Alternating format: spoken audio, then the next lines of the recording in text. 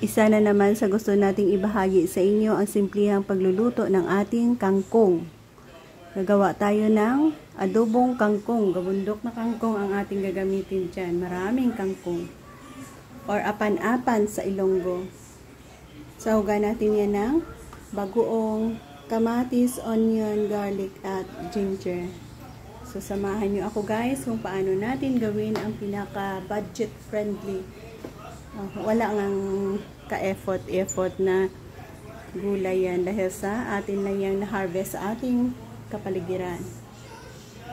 So before tayo mag-start, i-blanch muna natin ang ating kangkong para sure tayong mamamatay kung ano mang ang insektong kumakapit na buhay dyan sa ating gulay na yan. So ayan nga. Meron na tayong kumukulong tubig. Mag-add tayo ng konting mantika. Konti lang.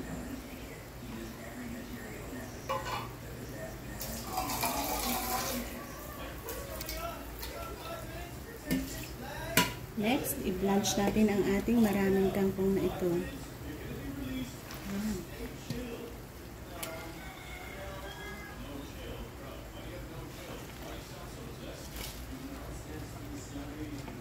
Hindi kasi maiwasan pag like for example, hindi nasprayhan, may mga butas-butas o kinain ng mga insects. So, the best way to make sure na wala tayong makain ng mga uod dyan, blanch muna natin saglit. So, yan nga. Hindi naman siguro lahat ng nutrients ng ating gulay na ito ay matatanggal. Ito ay blanching moment. Blanching mode only or saglitang paghuhugas sa kumukulong tubig. So, ayan na nga. Tapos na and hugasan natin ulit. Diba? Saglit lang yan.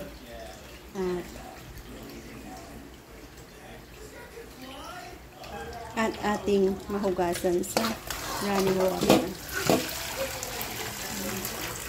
Check out natin kung meron na lang. Oops.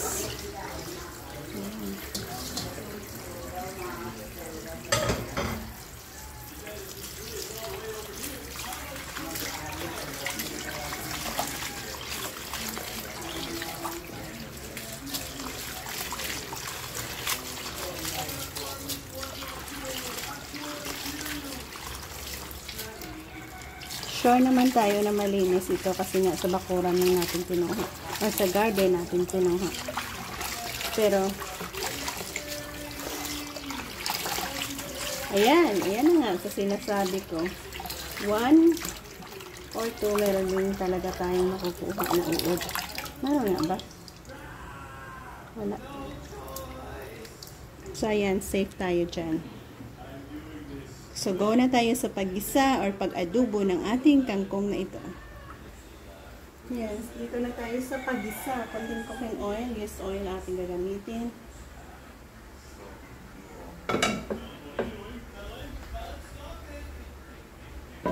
Next, igisa natin ang ating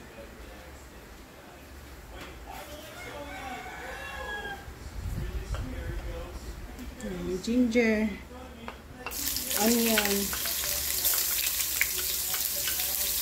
kamatis, sabay-sabay.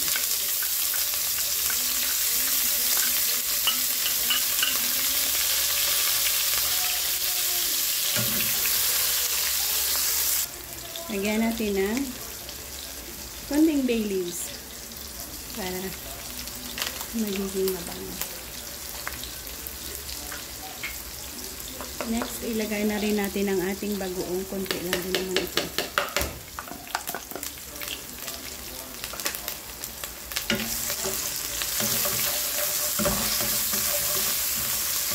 Ayan. Pwede na natin ibalik din ang ating pinakuluang kangkong.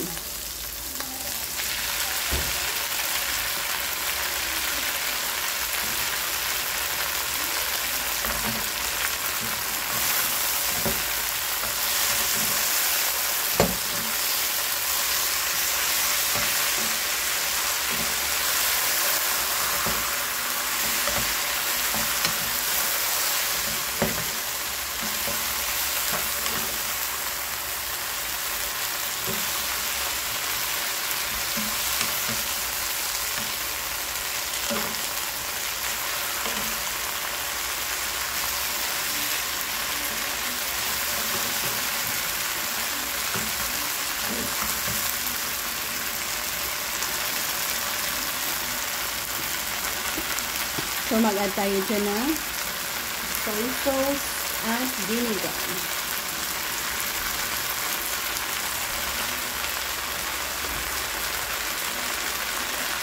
Vinegar.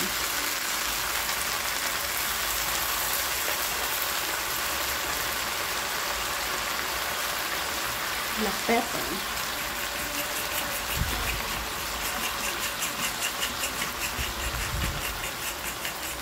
Plus sugar.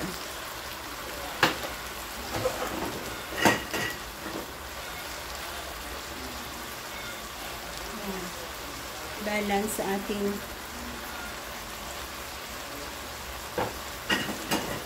sour na vinegar natin. Halo-haloin saglit. And then, slow cook muna natin dyan hanggang sa mag-absorb ang lahat ng mga inilagay nating pampalasa dyan sa ating kangkong. At, mayroon na tayong masarap na apan-apan. So, ganyan lang ka-easy, guys. Cover muna natin and paininan kung sa Ilonggo. Para sa dagdag sarap, lagyan natin siya ng oyster sauce.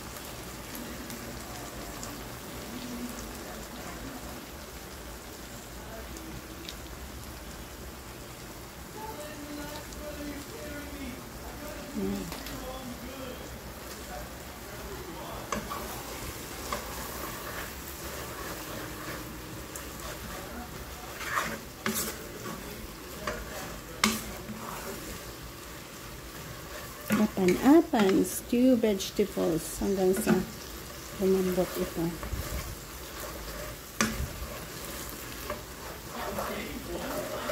So, ayan. Sana magustuhan nyo dahil sa masarap ang ating apan-apan na ito. At masubukan nyo rin ang isihang pamamaraan na ating ginagawa dyan. So, siguro dito na tayo mag-end. Pero sa nakuha na natin ang ating saktong bango dito. So, thank you again guys for joining me sa ating simplihang pamamaraan ng pagluluto ng adobong kangkong na ito. So, bye-bye, God bless and happy eating. Maraming salamat ulit.